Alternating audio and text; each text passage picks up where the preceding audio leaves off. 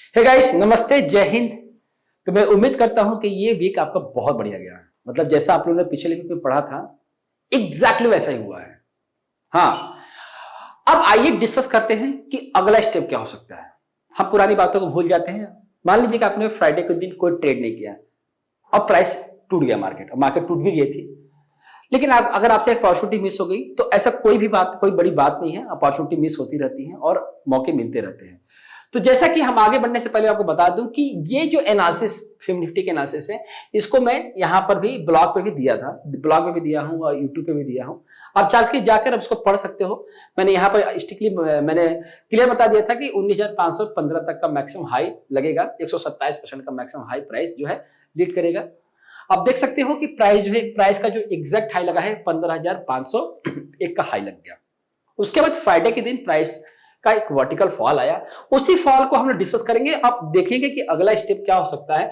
तो जैसा कि आप देख सकते हो कि ये जो डेली के टाइम फ्रेम जो मूव रखा है मैंने, इसको 1, इसको 2, इसको 3, इसको 4 और 5। कभी भी काउंट करते वक्त 1, 2, 3, 4 की जब काउंट करते हो तो हमेशा ध्यान रखना कि आपको एक यहां से लेकर यहां तक के मूव को पकड़ने की कोशिश नहीं करना है। आपको ये भी अगर मूव मिल गया तो भी आपसे ये पैसा बन सकता है।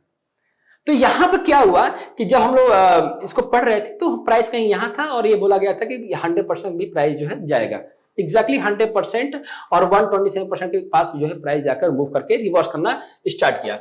अब देखोगे तो जब 2 और 4 की टेल लाइन ड्रॉ किया गया है, तो 2, 4 की टेल लाइन मैंने इसको 75 मिनट टाइम फ्रेम पर दिखा देता हूं कि 2, 4 की टेल लाइन ड्रॉ करने के बाद क्या हुआ। देखो 2 और 4 की टेल लाइन ड्रॉ हुआ, उसके बाद प्राइस जो है कंटिन्यू फॉल आया, मतलब फ्राइडे के दिन कंटिन्यू फॉल आया है।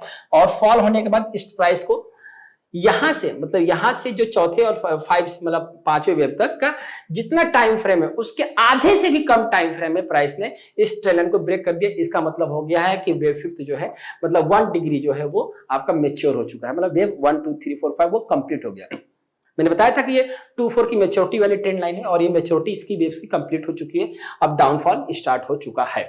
अब क्या करना है कि अगर 75 मिनट टाइम फ्रेम पे भी देखोगे और डेली के, पहले हम डेली के टाइम फ्रेम पे चलेंगे अगेन।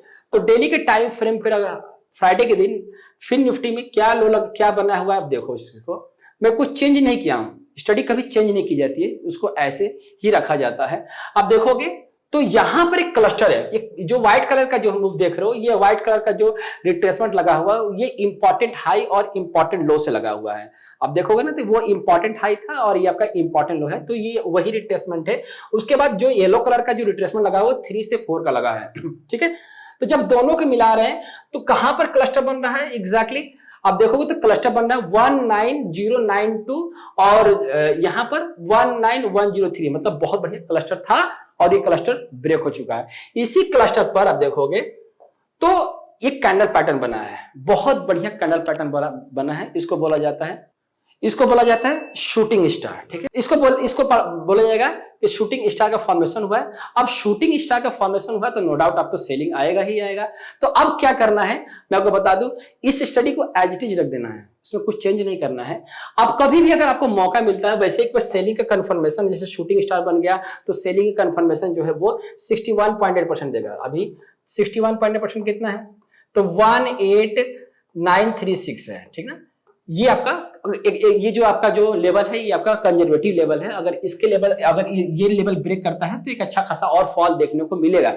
लेकिन अगर शूटिंग स्टार बना हुआ है और ट्रेंड लाइन को ब्रेक भी कर दिया है प्राइस, तो अगर हम किसी को एक्शन लेते हैं तो कभी अगर आपको इनकेस दोबारा रेट मिलता है, दोबारा आपको इसका रेट मिलता है तो आप इसको क्या करोगे, जैसे कि 19103 और 19221, मतलब कभी भी अगर इसके यहां भी मौका मिले तो भी बेचिए, यहां भी मौका मिले तो भी आपको सेल करके चलना है। और सेल करके जब चलोगे तो जब एक क्लस्टर ब्रेक हो गया है तो प्राइस आपके दूसरे क्लस्टर पर आकर रुकेगा, मतलब 18654 की पॉसिबिलिटी बन रही है कि आने वाले टाइम पर ये, फिलहाल हम इतना देख सकते हैं।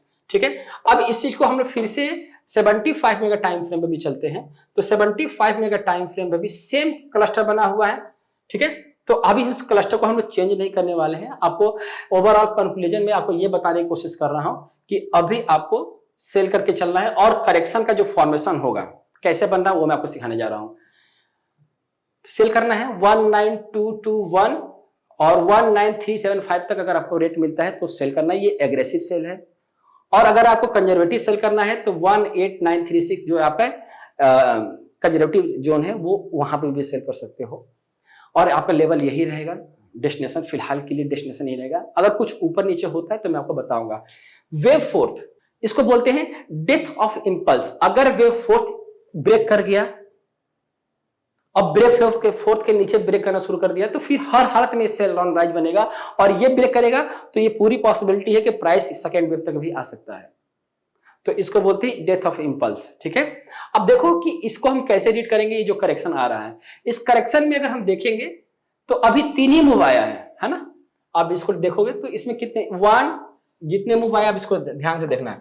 तो ये पूरा मूव बना है ए, और ये बी गया है और सी बना है। तो अगर इसको हम ए बी सी रीड करेंगे तो ये फॉर्मेशन हमारा ए होगा, राइट। और अगर यहां से प्राइस जो मूव करके ऊपर के साइड जा रहा है, मतलब जहां पे जो लेवल था 1936 मैक्सिमम जो है 364 ये मैक्सिमम है, तो हो सकता है कि प्राइस 61.8% से लेकर 81.2% तक भी जाएगा। तो यहां तक आपको ये जो है मूव आपको सेल करने का मौका देगा। आप उसको सेल करके चलेंगे तो ये आपका बी बनेगा इधर, और फिर जो प्राइस का जो फॉल आएगा वो आपका सी के नेचर में आएगा। तो ये एबीसी का फ्लैट करेक्शन का फॉर्मेशन रेडी हो रहा है 75 मिनट टाइम फ्रेम पर। कोई भी करेक्शन या हो इंपल्स हो, फिलहाल के लिए आपको 15 मिनट का टाइम फ्रेम पर कोई ट्रेड नहीं करना है, 15 मिनट का टाइम फ्रेम पर कोई एनालिसिस नहीं करना है। ठीक है, तो मैंने ये जो भी एनालिसिस किया हूं डेली के टाइम फ्रेम पर और 75 मिनट का टाइम फ्रेम पर ये समझाने की कोशिश किया हूं। मैं उम्मीद करता हूं कि ये वीडियो आपको बहुत ज्यादा पसंद आएगी और आप इस पर एक्शन भी लोगे। स्टॉप-लॉस भी आपके पास है, स्टॉप-लॉस रखने की बारी आती है तो स्टॉप-लॉस यही रखोगे। ठीक है, अभी स्टॉप-लॉस के लिए 19515 का ही स्टॉप-लॉस रखना है, क्योंकि थोड़ा सा ये हमारे सेफ जोन का है। अगर ये ब्रेक कर जाता है तो प्राइस अभी अगर आपने शॉर्ट किया होगा तब निकल जाना। ठीक है, मिलती है अगले वीडियो में, ख्याल रखिएगा। जय हिंद।